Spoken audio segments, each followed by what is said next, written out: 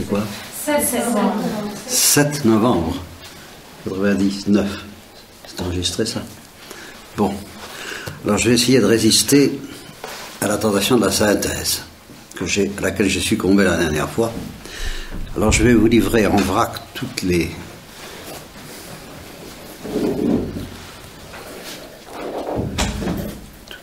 intuitions qui me travaillent, dans le désordre. Je voudrais les maintenir dans le désordre parce que je sens bien qu'elles sont solidaires, profondément solidaires. Je voudrais manifester comment elles le sont, mais c'est justement en résistant à la tentation de la synthèse que je peux y arriver. De sorte que cette conférence, je pensais la commencer par un texte de Thérèse de l'Enfant Jésus, et si je la termine, si j'arrive à la terminer, je la terminerai par le texte de Thérèse de l'Enfant Jésus. Et ça m'a amené petit à petit, en fin de course, à un texte d'Anna et Mr. God, et je vais commencer par le texte d'Anna et Mr. God, pour être plus sûr de ne pas céder à la tentation de la synthèse. Alors, les 4 intuitions, il y en a bien d'autres, mais enfin, on peut en énumérer 4 comme ça qui se battent un peu dans mon esprit. C'est les vraies questions, justement. Quelles sont les vraies questions? Là, et comment je souhaite que vous appreniez, avant que je vous quitte surtout, à poser les vraies questions, et surtout dans le raison. Les vraies questions, la folie de la croix, la paix de Dieu et la bonne volonté. Voilà. La bonne volonté, c'est par là que j'avais commencé, mais c'est par là que je vais finir. Et les vraies questions, c'est par là que j'ai terminé, on va commencer par là. Un texte que vous connaissez, la plupart d'entre vous, mais ça fera pas de mal de relire, même moi j'ai encore vu quelque chose que j'avais pas vu avant. Et puis il y en a qui ne le connaissent pas. Donc il s'agit d'une petite fille découverte par un anglican, un jeune technicien anglican pauvre, et qui a recueilli cette petite fille abandonnée par ses parents, ou qui détestait, ou qui avait fui ses parents parce qu'elle les détestait à l'âge de 5-6 ans, et puis se sont mis à avoir des relations d'une intensité religieuse, spirituelle, métaphysique, scientifique extraordinaire, qui raconte tout au long de son bouquin, qui s'appelle Anna et Mr. God. Alors, je voudrais vous lire déjà le passage qui pour moi est le passage suprême du livre. Et je m'excuse auprès de celles qui le connaissent, mais ça peut peut-être pas leur faire de mal de le réentendre.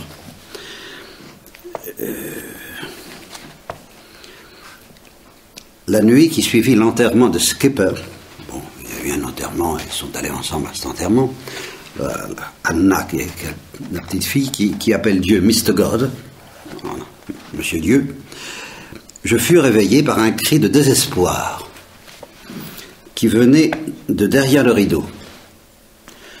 J'allais voir Anna, je la pris dans mes bras comme dans un berceau. Je croyais qu'elle avait fait un cauchemar, ou qu'elle pleurait encore Skipper.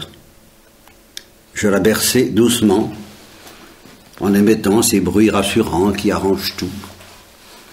Mais elle s'arracha de force à mon étreinte et se mit debout sur le lit. La tournure que prenaient les événements m'inquiétait un peu. Que faire? J'allumai le bec de gaz. En moi, et ici ça commence à devenir la partie importante, en moi, quelque chose chavira. Dressée sur son lit, les yeux hagards, angoissés, les joues inondées de larmes, Anna pressait sa bouche à 2 mains, comme pour retenir un hurlement. Il me sembla que le monde des objets familiers s'était évanoui et que l'univers retournait au chaos. J'aurais voulu dire quelque chose, mais rien ne venait. Engourdissement. Mon esprit emballé n'embrayait plus sur le corps. J'étais pétrifié. Et ce qui m'effrayait le plus, c'était qu'Anna ne me voyait pas. Je n'existais plus pour elle. Je ne pouvais pas l'aider. Je me mis à pleurer. Était-ce sur elle ou sur moi, je ne sais pas. Mais le chagrin m'écrasait. Soudain, du fond de mes larmes, j'entendis la voix d'Anna. « S'il vous plaît, Mr. God, apprenez-moi à poser les vraies questions. S'il vous plaît, aidez-moi à poser les vraies questions. » L'instant d'un éclair, je vis Anna sous la forme d'une flamme. Et je frissonnais en sentant tout à coup qui j'étais. Je ne sais pas comment j'ai pu survivre à cet instant. Mes forces seules n'y auraient pas suffi. Pour la première fois, je voyais. Et me voyais entre guillemets, je voyais. Puis une main passa sur mon visage, doucement, tendrement. Une main essuya mes larmes et on répétait « Finn », son prénom, « Finn ». La chambre m'apparut. Les choses recommencèrent à exister. « Finn, pourquoi tu pleures ?» demanda Anna. Je ne sais pas pourquoi, par peur sans doute, je me mis à débiter juron sur juron, froidement, méthodiquement. Chaque fibre de mon corps vibrait, me faisait mal. Les lèvres d'Anna étaient sur les miennes, ses bras entouraient mon cou. « Ne jure pas, Finn, ça ira, ça ira. » J'essayais de trouver le sens de ce terrible, de ce merveilleux instant, et de revenir à la normale. Mais c'était une échelle sans fin qu'il fallait descendre. Anna parlait à nouveau.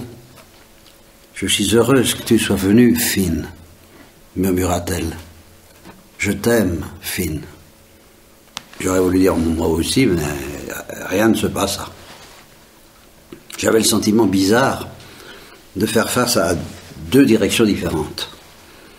Je voulais retrouver la sécurité du cadre familial et en même temps j'aurais voulu revivre cet instant extraordinaire. Du milieu de mon brouillard, je m'aperçus qu'on me ramenait à mon lit, que j'étais totalement épuisé. Une fois allongé, je tentais de recomposer les choses, de retrouver le point à partir duquel reposer les questions, mais les mots s'agençaient pas de façon cohérente, pas plus que moi pour la conférence. La terre ne se remit à tourner que lorsque je sentis qu'on me mettait une tasse de thé dans la main. « Bois, Finn, bois tout. » Anna était assise sur le lit. Elle avait enfilé mon vieux tricot bleu sur son pyjama.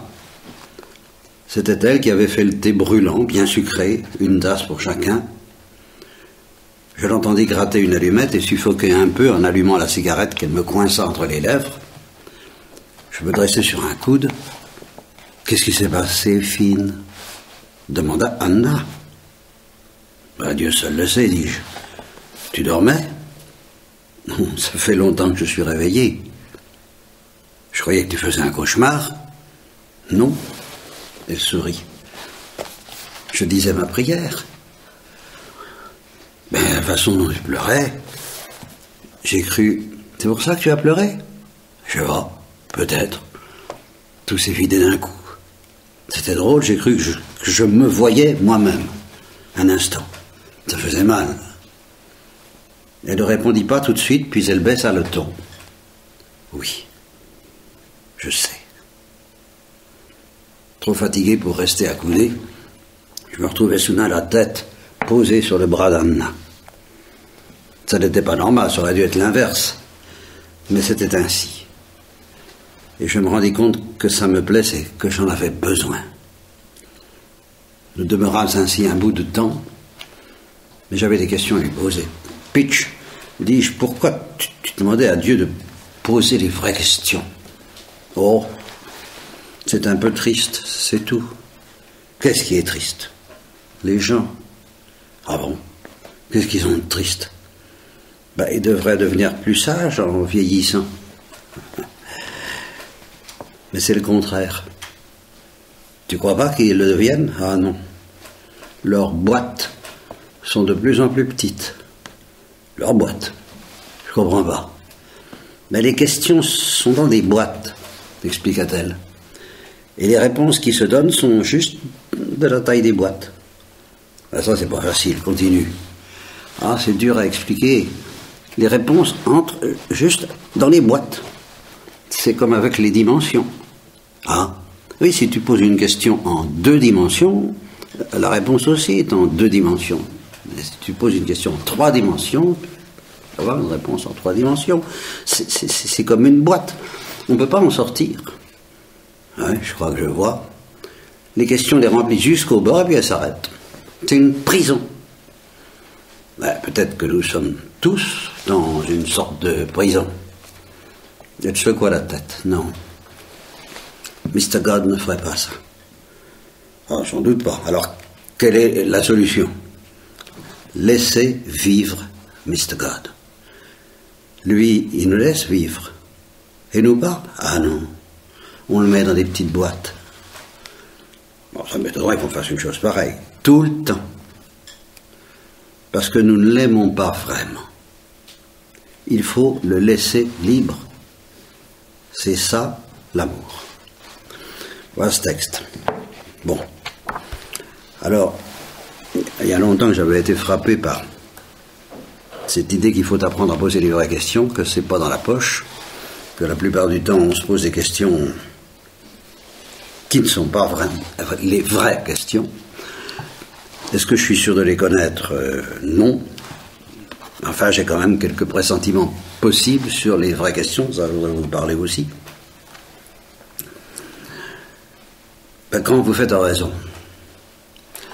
il peut arriver que vous soyez rempli par le recueillement, la grâce surnaturelle du recueillement. Alors si vous êtes possédé par la grâce surnaturelle du recueillement, n'en sortez surtout pas. Plongez-vous dedans le plus possible. Alors là, il n'y a pas besoin de questions à se poser. Vous entrez dans les profondeurs de Dieu, dans la douceur de l'amour de Dieu, c'est très bien. Mais enfin, il arrive quelquefois, assez souvent même, j'en entends parler, que vous n'êtes pas plongé comme ça spécialement dans le recueillement au cours de l'oraison, et que votre esprit se promène, ou est dans la sécheresse, ou s'ennuie, ne sait pas trop quoi faire. Bon, alors à ce moment-là, essayez donc de poser à Dieu, mais de les lui poser à lui. Les vraies questions. Un exemple de, je crois quand même, une vraie question, c'est celle que me posait instamment une fille qui n'était pas spécialement contemplative, pourtant. Il y a pendant des mois et des mois, elle me disait, puisque Dieu savait tout, et qu'il a toujours su tout, il savait quels étaient les anges qui pécheraient, et les anges qui ne pécheraient pas. Alors, pourquoi il ne s'est pas contenté de créer les anges qui ne pécheraient pas? Pourquoi, sachant qu'ils pécheraient, a-t-il créé les autres? Ça a l'air un peu idiot comme question. Mais c'est une vraie question. En effet. Pourquoi? Et la révélation chrétienne nous suggère des réponses qui nous entraînent encore à des questions encore plus folles. Parce qu'un des motifs pour lesquels il semble qu'il ait permis le péché des démons, c'est que sans le péché des démons, il n'y aurait pas eu le péché originel. Ah ben alors là, nous voilà bien. Pourquoi le péché originel? Pourquoi ne pas protéger Adam et Ève de façon qu'ils ne pêchent pas, quoi? Et leur avoir envoyé le tentateur sous la forme du serpent pour qu'il nous arrive ce qui nous arrive. Nous sommes dans la mouise que j'ai évoquée la dernière fois. Ça aussi, c'est une vraie question. Pourquoi le péché originel? Mais l'ennui, c'est que dans l'Église, il y a une réponse. Et que cette réponse est pire que la question. Et que cette réponse, c'est elle qui m'entraîne à mon tour dans une question alors qui est encore plus sans fond, qui est encore plus terrifiante que les deux premières. Et c'est ce chant que j'ai appelé le chant de la folle. Dans la dernière conférence que je vous ai faite, j'ai dit que l'Église est vraiment folle parce qu'elle chante carrément, tranquillement, Felix culpa, heureuse faute. Voilà, ça lui fait plaisir à l'Église que nos premiers parents aient péché. Ça lui fait plaisir à l'Église toutes les horreurs qui en ont résulté. Et ça lui fait plaisir à l'Église, elle le dit en toutes lettres, que Jésus ait été crucifié parce que heureuse faute qui nous a valu un tel Rédempteur. Et l'Église est suffisamment fascinée par la folie de la croix, saint Paul le dit, pour qu'elle s'en réjouisse. Alors là, pourquoi l'Église a-t-elle l'audace de se réjouir de la folie de la croix à la suite de saint Paul? Qu'est-ce que c'est que cette folie qu'il apprend? Ben, c'est parce que, de même que pour la Sainte Vierge, le premier qui a pratiqué la dévotion à la Sainte Vierge, c'est Dieu, de même pour la folie de la croix, le premier qui a été séduit par la folie de la croix, c'est Dieu. Et alors ça va terriblement loin. Parce que ça veut dire que l'Église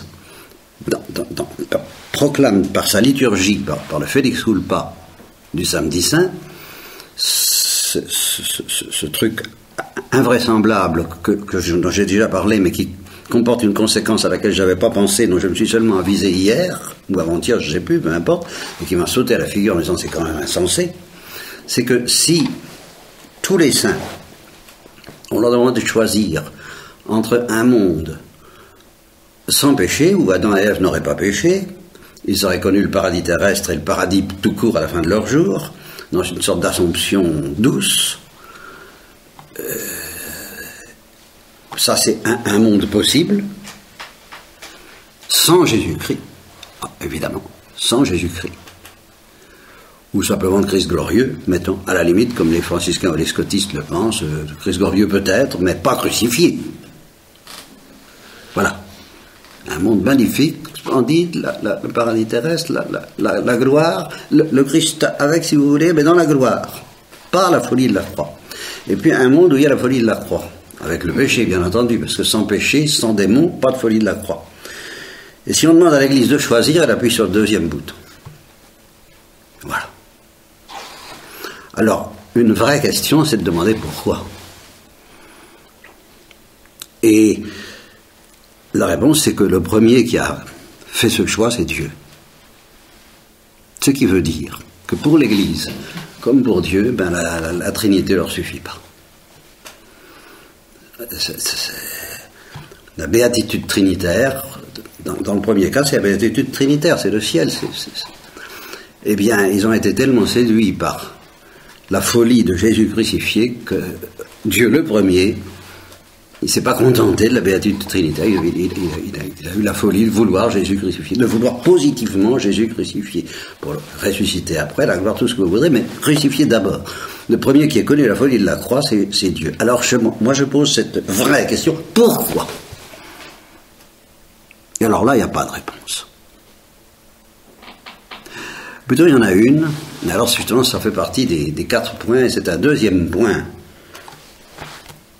ou un troisième, peu importe, parmi ceux que je voulais vous signaler, c'est que quand on pose cette question-là à Dieu, mais sérieusement, comme Job, dans l'espèce de quasi-révolte désespérée de Job,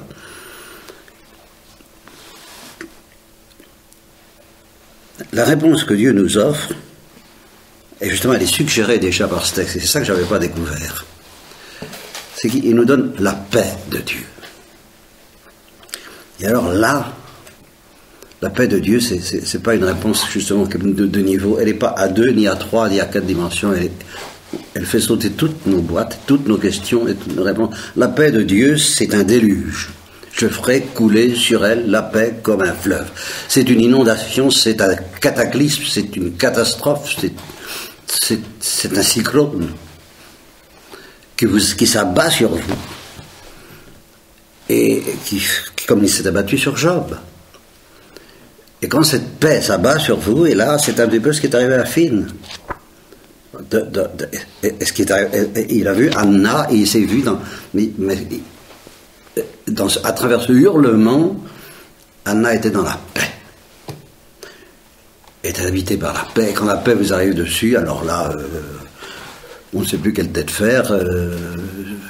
Toutes les questions disparaissent. En même temps, elles sont complètement dépassées.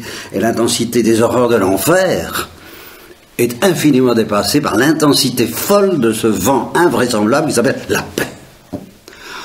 Alors là, je sens que c'est vrai. Je vous dis, si ce n'est, je vous souhaite la grâce de pressentir ça, si peu que ce soit.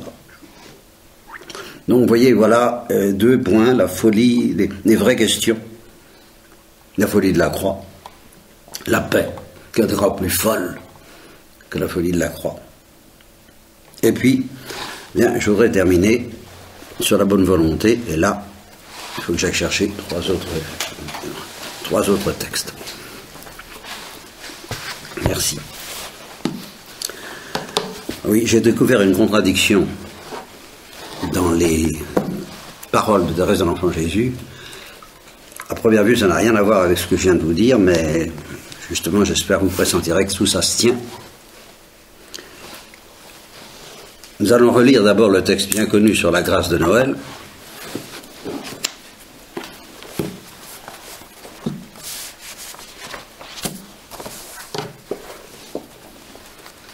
Bon, elle dit qu'elle était encore bien imparfaite. Elle dit... J'étais vraiment insupportable par ma trop grande sensibilité. Ainsi, s'il m'arrivait de faire involontairement une petite peine à une personne que j'aimais, au lieu de prendre le dessus et de ne pas pleurer, ce qui augmentait ma faute au lieu de la diminuer, je pleurais comme une madeleine. Et lorsque je commençais à me consoler de la chose en elle-même, je pleurais d'avoir pleuré. Tous les raisonnements étaient inutiles. Et je ne pouvais arriver à me corriger de ce vilain défaut. Je ne sais pas comment je me berçais de la douce pensée d'entrer au Carmel, étant encore dans les langes de l'enfance. C'est vrai qu'une prière de Carmel m'a dit, c'était une pleurnicheuse. Voilà. C'était une pleurnicheuse. Il fallut que le bon Dieu fasse un petit miracle pour me faire grandir, en un moment.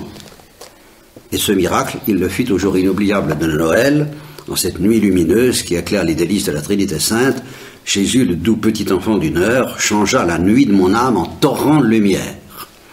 En cette nuit, il me rendit forte et courageuse, il me revêtit de ses armes, et depuis cette nuit bénie, je ne fus vaincu en aucun combat. Mais au contraire, je marchais de victoire en victoire, et commençai pour ainsi dire une course de géants. La source de mes larmes fut tarie, et ne s'ouvrit depuis que rarement et difficilement.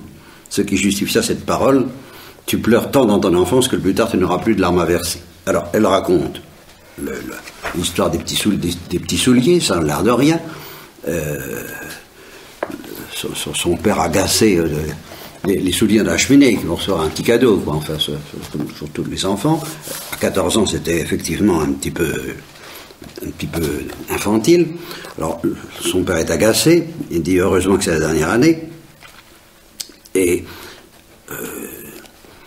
Céline court après Thérèse en lui disant « Ne descends pas, ça te ferait trop de peine de regarder tout de suite dans tes souliers », mais Thérèse n'était plus la même. Jésus avait changé son cœur, refoulant mes larmes, je descendis rapidement l'escalier, et comprimant les battements de mon cœur, je pris mes souliers, et les posant devant papa, je tirai joyeusement tous les objets, ayant l'air heureuse comme une reine. Papa riait, il était redevenu aussi joyeux, et Céline croyait rêver. Et heureusement, c'était une douce réalité. La petite Thérèse avait retrouvé la force d'âme qu'elle avait perdue à 4 ans et demi. Et c'était pour toujours qu'elle devait la conserver. En cette nuit de lumière commença la 3e période de ma vie, la plus belle de toutes, la plus remplie des grâces du ciel. En un instant, l'ouvrage que je n'avais pu faire en 10 ans, Jésus le fit en se contentant de ma bonne volonté, qui jamais ne me fit défaut. Comme ses apôtres, je pouvais lui dire « Seigneur, j'ai péché toute la nuit sans rien prendre. » Plus miséricordieux encore, pour moi, Jésus prit lui-même le filet, le jeta et le retira plein de poissons. Il fit de moi un pêcheur d'âmes, etc. Et là, c'est là où elle commence à parler de son désir de sauver Branzini. Bien, vous connaissez ce texte. Il comporte un petit piège. que j'ai été obligé de découvrir en lisant dans les derniers entretiens quelque chose qui m'a quand même un peu surpris. Un texte auquel personne ne fait attention, y compris moi jusqu'à présent. J'avais pas fait. Ça date du 8 août 97, bien entendu, comme tous les derniers entretiens. Et voilà la parole, voilà le texte. J'ai pensé aujourd'hui à ma vie passée, à l'acte de courage que j'avais fait autrefois à Noël. Et la louange adressée à Judith m'est revenue à la mémoire. Vous avez agi avec un courage viril. Et votre cœur s'est fortifié. Bien des âmes disent, mais j'ai pas la force d'accomplir tel sacrifice. Qu'elle fasse donc ce que j'ai fait. Un grand effort. Le bon Dieu ne refuse jamais cette première grâce qui donne le courage d'agir. Après ça, le cœur se fortifie. Et l'on va de victoire en victoire. Évidemment, ça ne ressemble pas tout à fait au texte de Noël. Et là, justement, j'ai envie presque d'arrêter.